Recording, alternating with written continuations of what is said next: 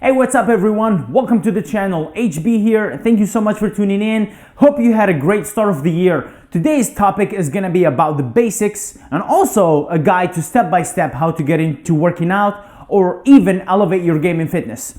The number one thing that I get from you guys is tips about working out and training. To me, that's not as relevant or as important to the two things that comes before that, which I'm going to be talking about in a second. And before going into details about today's video, I wanted to let you know that all this information has been collected by myself and also from pros and coaches that I have trained with along the years. So take this with a grain of salt that this information could be expanded and more info that I'm missing on today, because for the sake of the video, I'm gonna try to be as general as possible. However, in the future, I'll be able to break down this information and I would say tips one by one for each category. So category number one, we're gonna start with recovery. I know a lot of people say like, listen, you're about to start your fitness journey, you're about to start working out, focus on nutrition. And to me, that is second to recovery.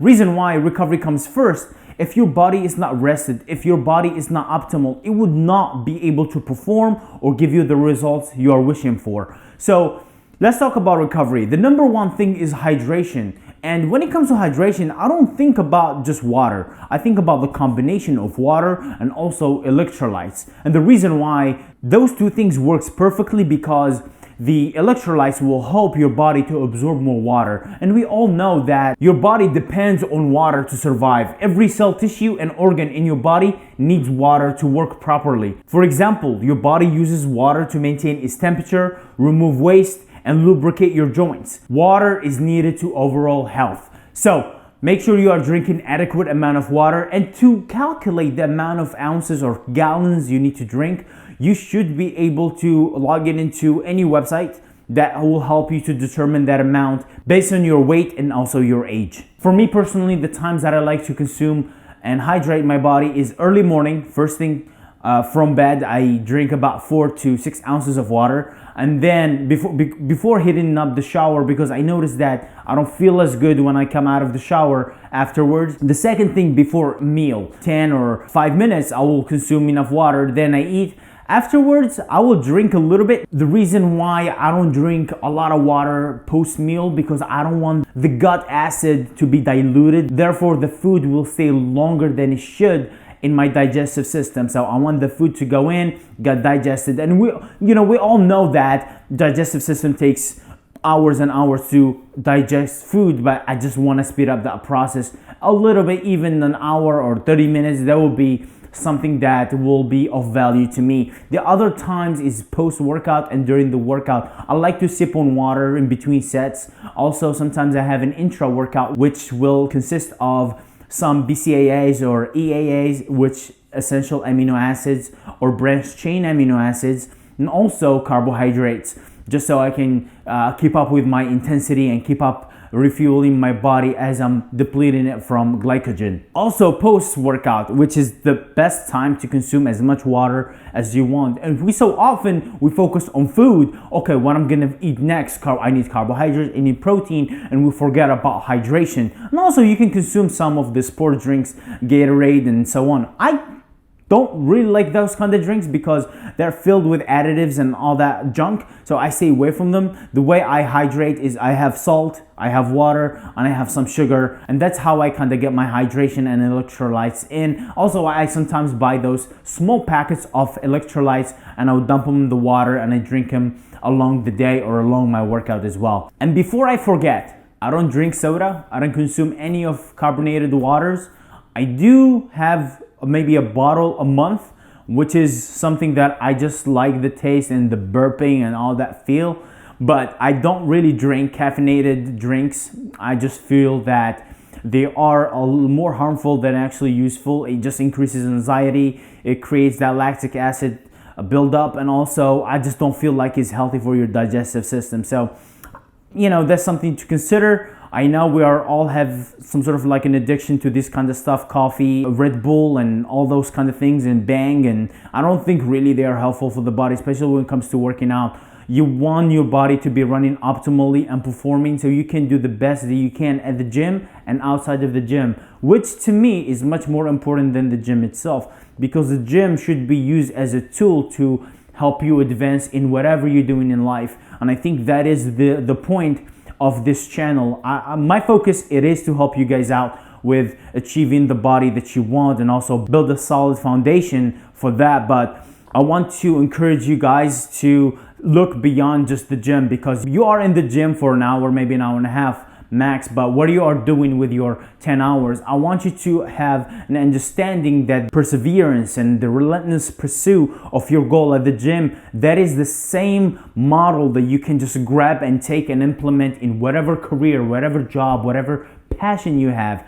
This is some sort of like a sidetrack of something that I wanted to mention to you guys. But let's move on to point number 2, which is sleep quality. Now, when it comes to sleep, I love to have my 8 hours. Everybody says like, oh no, you only need 6, you only need 5. To me, it doesn't matter. It's a personal preference.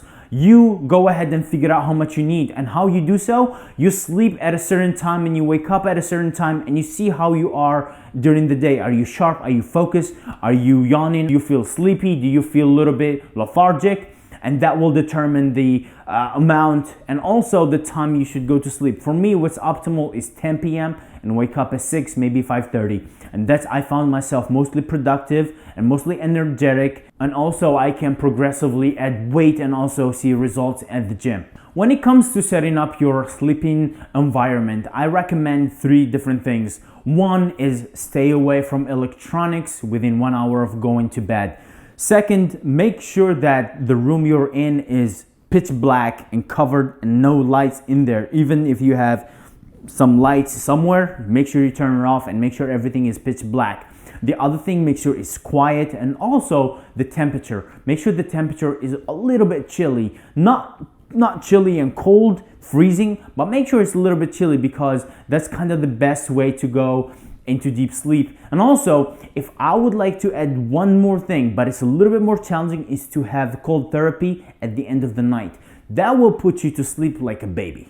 Moving on to recovery tip number 3, which is having massage therapy and also self-myofascial release. I have mentioned in my previous videos of the importance of this practice. You can get it done by yourself, and also you can go to places where you can get deep tissue, you can get cupping, you can get scraping, you can do foam rolling as well. And there is another thing called EAAs method, which all helps you align your body and show you what are the shifts that you have in your shoulders and maybe even your hips, which a great add-on to your regimen. The things you do for yourself are better than the things that are done for you. So make sure you are doing these things for yourself before you actually go and seek an external help. I know massage therapy is a little bit difficult to actually get it done for yourself, but with the help of a foam roller, lacrosse ball, and even the Theracane, you'll be able to get those knots and also those tension released by yourself. And then you can schedule once every 2 weeks a massage session with a professional. The reason why this is encouraged is because first, it increases your blood circulation, eliminate waste from muscle. It helps bring more blood and also oxygen to the muscle when trained. You will have a greater range of motion, especially when you get work done, and also the amount of pump and the expandability of the muscle will increases due to the pressure and also the work that's been done. It is a great tool to keep in your arsenal when it comes to recovery. Tip number 4 is cold and hot therapy. Sauna, infrared sauna, cryotherapy, ice bath, you name it, you should be doing it. This is great for muscle recovery and also for your nervous system. So I really encourage you guys to consider doing it. And even you can start with just having cold showers at the end of the night, and starting with kind of like an okay warm shower when you are about to start your day. Now that you have it, that's recovery tips. Now we're gonna move to pillar number 2, is nutrition. When it comes to nutrition, I like to have the best of both worlds, taste, performance. And what I mean by that is I want my food to taste as best as it can. I want to have the most optimal micro and macronutrients during the day. And when it comes to nutrition, I'm really particular about what I eat and what I don't. First, I don't go with the traditional bodybuilding or fitness diets. Reason why, I like to have fun, I like to enjoy myself, and I'm not saying that so I can give myself a free pass to eat cakes and eat ice cream. No, I'm not talking about that. I'm talking about the foods that taste great and also fuel your body. So for example, with the diet that I found to be mostly realistic and helpful for myself is the vertical diet. I don't know if you guys heard about it. It's by Stan Efferdin, and I will be doing a review of what foods you should eat. And just to give you a perspective of where that diet is, you are eating foods. They are rich in macro and micronutrients, and they don't give you digestive issues. And that is something I strive to have every day. When it comes to taste, as most of you don't know, I have been a chef for restaurants back in the day for almost 5 years, and I had a tremendous experience working with different protein and knowing how to cook in different style like braising, searing. So I'll be doing some cooking videos. I just don't have the space for it just yet, and I want to kind of pump some of the content that I want to be out. I want to talk about the basics. Then we can go sophisticated in terms of cooking books, cooking recipes, and I will have a newsletter that I will have you guys sign up. So you'll be getting different meals and different meal plans. And I will show you also how to meal plan as efficient for 3 to 4 days at a time. I don't like to do in 1 week because the food gets spoiled. I will keep you guys informed once that is set up and ready, so I can invite you guys personally to join the newsletter. Now we come to training. Training, as you see, made the third place from all. Recovery, then nutrition, then training. When it comes to training, everyone has their own style. For me personally, I like to think here about it in 4 phases. Phase number 1 is form. I like to nail down the form. How am I feeling the muscle, exactly how it should be felt.